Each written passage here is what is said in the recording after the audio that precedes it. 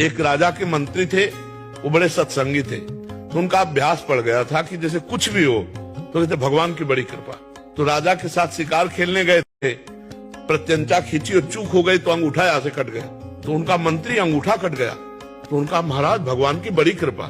बोले तेरा अंगूठा कटा और तू कह रहा भगवान की कृपा, इसको जेल में डाल दो। बोले ये भी भगवान की बड़ी कृपा। उनको अनुभव था कि मंगल भवन भगवान से कभी अमंगल हो ही नहीं सकता। वो सत्संगी थे।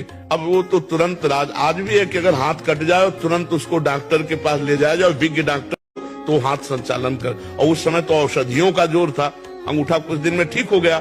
फिर शिकार खेलने गए तो कुछ सैनिक संग थे, मंत्री तो जेल में थे, तो सैनिक पीछे रह गए, उनका घोड़ा आगे बढ़ गया। तो दूसरी सीमा में एक मनुष्य को ढूंढा जा रहा था नरबली देने।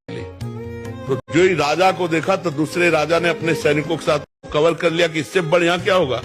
पड़ोसी राजा, अब राजा को पकड़ लिया गया, बंदी बना के ले गए, स्नान आदि कराया, और जब बलि के लिए ले जाने लगे तो देखा अंगूठा में कटे का चिन्ह।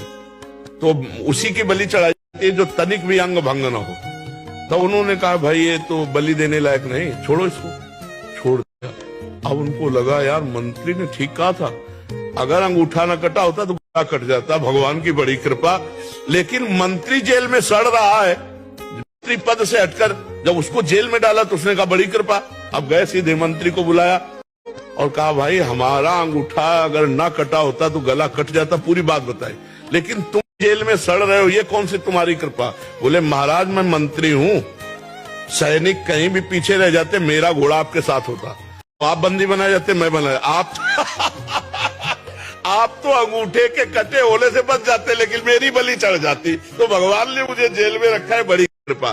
तो अगर हम वास्तविक विश्वास करें तो भगवान जो करते हैं उसमें कृपा ही है, पक्का कृपा है, उसमें हम संशय न करें, भगवान के भरोसे रहे, नाम जप करें।